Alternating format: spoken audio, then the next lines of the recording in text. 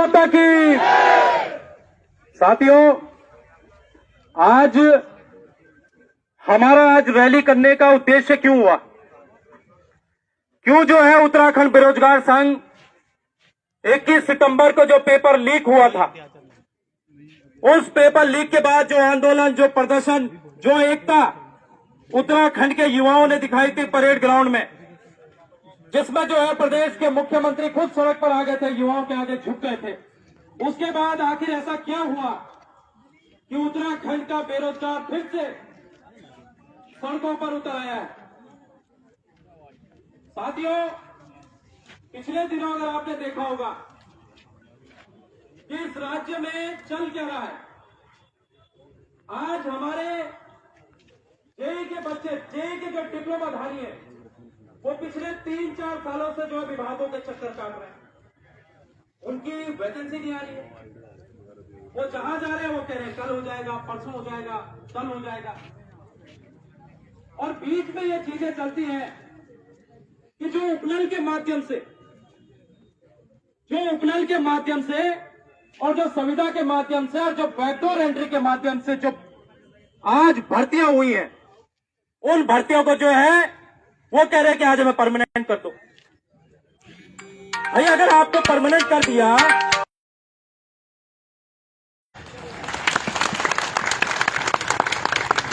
इन युवाओं का क्या होगा जो 10 साल, जो आज अगर आप देखोगे 10 लाख रजिस्टर्ड बेरोजगार है इस प्रदेश में, 10 लाख, उन 10 लाख रजिस्टर्ड बेरोजगारों का क्या होगा अगर आपको परमानेंट कर दिया? आज जो है नेता फोन करता है कि हेलो, मेरे 5 लोगों को लगा दे। उसके 5 लोग लग गए। एक ने बोला भाई साहब मुझे जेईई में लगा दो। उसने कहा ठीक है। फोन किया उसने उपनल में, फोन करता है वो आउटसोर्स में कि भाई मेरे 2 लड़का आ रहे हैं, जेईई है, और कौन से साल का है, कौन से उसने ग्रेड किया, कुछ नहीं है, इसने बस किया है पास आउट के, इसको लगा दो। अब वो लग गया। अब क्या हो रहा है, उसने 5 साल वहां कर दिया। अब कहते हैं मुझे 4200 का ग्रेड पे दे दो, अब मुझे परमानेंट कर दो। तो ऐसा चलेगा क्या? भाई, संविधान के दायरे में रहकर जो नियम बने हैं कि सीधी भर्ती के माध्यम से ही आप अंदर जाओगे, जो नियम बने हैं कि प्रॉपर विज्ञप्ति जारी होगी, सभी को समान अधिकार मिलेगा, उसके तहत ही आप जो है किसी भी भर्ती में आप अंदर जाओगे, तब आप अंदर जा सकते हो। ऐसे तो कोई भी लग जाएगा। या तो मैंने एक ऑप्शन भी दिया था, मैंने सरकार को एक ऑप्शन दिया है कि चलो अगर आपको परमानेंट करना ही है, आपको चलो उपनल, आउटसोर्स और आपको अन्य लोगों को परमानेंट करना है, तो ये जो हमारा आयोग बने, चाहे वो यूके SSSC हो, चाहे वो यूके PSC हो, या फिर चाहे वो चिकित्सा चयन बोर्ड हो, इन तीनों पर ताला लगा दो। तीनों पर आप ताला लगा दो और युवाओं से कह दो कि आज से आयोग बंद हो चुके हैं और आप जो है उपनल में, आउटसोर्स में और किसी नेता से बोल दो कि हमें अंदर कर दो, और सरकार ये नियम बना दे कि उसके बाद सब 10 साल में भर्ती हो जाएंगे, तब भी हम तैयार हैं। आप तैयार होंगे ना तब? तो तब भी हम तैयार हैं।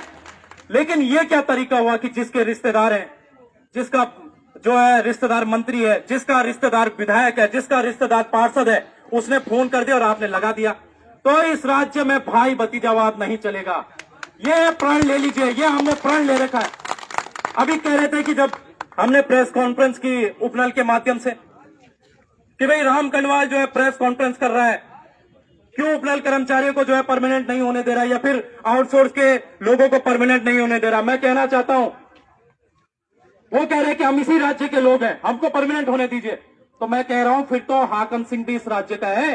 हाकम सिंह, अरे फिर तो जो माफिया हाकम सिंह है वो भी तो हमारे राज्य के लोगों को ही फिर नौकरी लगा रहा है। भाई यही तो है, फिर क्या दिक्कत है? अगर हमने जो हाकम सिंह को गिरफ्तार करवाया है, या फिर जो हम इस प्रदेश के अन्य माफियाओं को गिरफ्तार करवा रहे हैं, वो भी हमारे राज्य के लोगों को, अपने क्षेत्र को लोगों को लगवा रहे हैं, फिर आप उनको जेल के अंदर क्यों डाल रहे हो भाई? ये बड़ा मुद्दा है। तो इसीलिए मैं कहना चाहता हूं साथियों, फिर तो हाकम सिंह में और इन नेताओं में जो अपने नेता रिश्तेदारों को लगा रहे हैं, उन पर कोई अंतर नहीं है। आप सबको, इस प्रदेश के युवाओं को एकजुट होकर रहना पड़ेगा। मैं तो कहता हूं कि हाकम सिंह तो पर्टिकुलर एक एग्जाम्पल लीक करवा रहा है, कुछ लोगों को जो है अंदर घुसा रहा है। यहां पर तो हजारों लोगों को जो है बैकडोर के माध्यम से अंदर करवाया जा रहा है। फिर सबसे बड़ा भर्ती घोटाला कौन सा है, हाकम सिंह वाला है ये वाला? आप ये बताओ, ये वाला बताइए। तो हर युवा के दिमाग में एक चीज होनी चाहिए कि संविधान के दायरे के अंदर प्रॉपर विज्ञप्ति के माध्यम से भर्तियां होनी चाहिए इस राज्य में। आप देखेंगे, मैंने कई कागज भी निकाले हैं, कई कागज हमारे पास हैं। आप देखो कि उपन सिंचाई विभाग है, आप जानते होंगे सिंचाई विभाग है, सिंचाई विभाग में उपनल के माध्यम से जेई के 100 से 150 लोग लगे हैं। 100 से 150 लोग, कितनी बड़ी बात है। 100 से 150 लोग लगे हैं, उनमें से आधा से ज्यादा लोग उत्तर प्रदेश, मुरादाबाद, गाजियाबाद, बिहार यहां के लगे हुए हैं जेई में। अब भाई तुम उत्तर प्रदेश, बिहार, गाजियाबाद के लोगों को अगर जेई में वहां पर लगा रहे हो, और ये बच्चा जो हमारे प्रदेश का बच्चा है जो डिप्लोमा कर रहा है, 4 सालों से धक्का कह रहा है, उसका क्या होगा? पकोड़े तल रहा है। मैं साफ कहना चाहता हूं, मेरा ये स्पष्ट संदेश है और पूरे प्रदेश के युवाओं का संदेश है कि बैकडोर एंट्री इस प्रदेश में नहीं चलेंगी। चाहे कुछ भी हो जाए, किसी भी डिपार्टमेंट में बैकडोर एंट्री बिल्कुल बंद होनी चाहिए। मतलब ना रोस्टर का पालन है, आप देख रहे हो रोस्टर का पालन हुआ इसमें नहीं भाई। प्रॉपर एक जो भर्ती होती है वो भर्ती कैसे होती है, उसमें SC, ST, OBC, EWS, महिलाओं का कोटा, ये सारी चीजें जब लगती हैं तब प्रॉपर एक रोस्टर बनता है। उस रोस्टर के तहत ही जो है भर्तियां होती हैं। तो जो जिनको आप परमानेंट कर रहे हो उसमें आपने पता है कि कौन कितने OBC हैं, कितने जो है SC हैं, कितने जनरल हैं, कितनी महिलाएं हैं। उसमें तो फिर महिलाओं का पूरा कोटा जो 33% है उसको भी खत्म कर दिया गया होगा। उपनल का मेन उद्देश्य ये था साथियों, उपनल का मैंने बताया भी था, उपनल का मेन उद्देश्य ये था कि जो हमारे पूर्व सैनिक हैं, जो उनके आश्रित हैं, उनके लिए उपनल का गठन हुआ था और उनकी संख्या 7 से 8,000 है। बाकी कहां से आ गए, कैसे लग गए? तो इन तमाम चीजों पर अगर आप देखेंगे, आज आपके इर्द गिर्द लोग नौकरी कर रहे हैं, आप पुलिस अधिकारी हैं यहाँ पर, पुलिस कर्मचारी हैं यहाँ पर, क्या ये उपनल के माध्यम से लगे? क्या ये आउटसोर्स के माध्यम से लगे? अगर पुलिस में भी जो है उपनल और आउटसोर्स के माध्यम से भर्तियां होने लग गई तो फिर तो पुलिस विभाग भी खत्म हो जाएगा। तो हम तो ये चाहते हैं कि अगर भर्तियां हो तो फिर प्रॉपर तरीके से हो, भर्तियां हो तो उसमें जो है हर छात्र जो है फॉर्म भर सके। साथियों, दूसरी चीज जो हमारा बड़ा मुद्दा है वो ये है कि संयुक्त स्नातक स्तरीय परीक्षा जो पेपर लीक हुआ था, उसकी आज तक इन्होंने जो है परीक्षा की डेट अभी तक इन्होंने घोषित नहीं की है। वो क्यों घोषित नहीं कर रहे हैं? मैं आयोग गया था, आयोग के सचिव से मैंने बात की थी। आयोग के सचिव बेहद घबरा रखे हो, आयोग बेहद डरा हुआ है। मतलब ऐसा डरा हुआ है कि अगर ये परीक्षा फिर से करा दी, कहीं फिर से पेपर लीक ना हो जाए, कहीं फिर से कोई माफिया ये बेरोजगार संघ वाले खड़ा ना कर दे कि भाई इसने फिर से नकल कर दिया, ये कर दिया। तो आयोग बहुत डरा हुआ है। लेकिन क्या हमें ऐसे डरे आयोग की जरूरत है? भाई हमें तो अपनी परीक्षा, अपना रिजल्ट, अपना सब कुछ हमें तो समय से चाहिए। तो हमने ये कहा है, अगर तुम्हारे बस के नहीं है तो सचिव साहब आप इस्तीफा दे दो, अगर अध्यक्ष तुम्हारे बस के नहीं है तो इस्तीफा दे दो, नई टीम वहां बैठाओ। अगर तुम्हारे बस के नहीं तो छोड़ दो ना आयोग। लेकिन इन युवाओं के साथ अत्याचार, इन युवाओं का हनन नहीं होने दिया जाएगा। साथियों, मैं तमाम उन जेई के अभ्यर्थियों को भी यहां पर कहना चाहता हूं कि आपने जब पिछली बार साल 2021 में भर्ती आई थी, उस वक्त भी आप लोगों ने बहुत बड़ी एकता दिखाई थी। हम तो खुद देखते थे कितनी बड़ी बड़ी रैलियां होती थी जेई इंजीनियर की, ये सारे लोग, तब जाके वो भर्तियां निकली थी। और आज भी आप लोगों ने वो शक्ति, वो एकता आप लोग आज भी दिखा रहे हैं।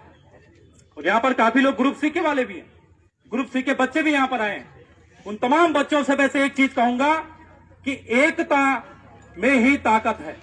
अगर आपने एकता दिखाई तो एकता के ही माध्यम से प्रदेश का मुख्यमंत्री पहली बार सड़क पर आया। साथियों, वो आपकी एकता थी, वो आप सबकी एकता थी। अगर एकता में ये बल है तो सोचिए, मैंने तो अभी बहुत सारे लोग हमसे पूछ रहे थे कि भाई इसके बाद क्या करोगे अगर मांगे पूरी नहीं होती है। तो मैंने स्पष्ट कह दिया, हमने उत्तराखंड बेरोजगार संघ ने स्पष्ट कह दिया कि आज सिर्फ ये झांकी है, आज सिर्फ ये संदेश है।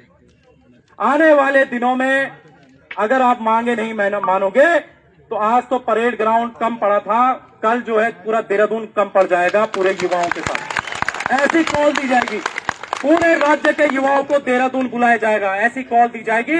अगर आपने जो है ये सिस्टम ठीक नहीं किया, अगर आपने जो है पीडब्ल्यूडी की वो जो संविदा वाले जो मांग कर रहे हैं वो पीडब्ल्यूडी की भर्तियां जेई की, वो अगर आपने जो है अध्याचन लोक सेवा आयोग को नहीं भेजा तो जाम हो जाएगा। अगर आपने वो जो जल संस्थान में जो 100-150 पद हैं, उन पदों को अगर आपने अध्याचन अगर आपने लोक सेवा आयोग नहीं भेजा तो देहरादून को जाम कर दिया जाएगा साथियों। अगर आपने वो अध्याचन नहीं भेजा, ये नहीं चलेगा। तो स्पष्ट रूप से बस मैं ये कहना चाहता हूं कि आप लोग अपनी एकता, अपनी अखंडता ये हमको बनाए रखनी है। और प्रदेश में सिर्फ एक सिस्टम चलेगा, सिर्फ एक सिस्टम, समान अवसर, ये सिस्टम चलेगा। सबको समान अवसर मिले, हर भर्ती में मिलना चाहिए। ऐसा नहीं कि नेता ने फोन कर दिया, नेता ने आशीर्वाद कर दिया, ये इस प्रदेश में साथियों नहीं चलेगा। इन्हीं शब्दों के साथ साथियों, जय हिंद, जय भारत, जय उत्तराखंड साथियों।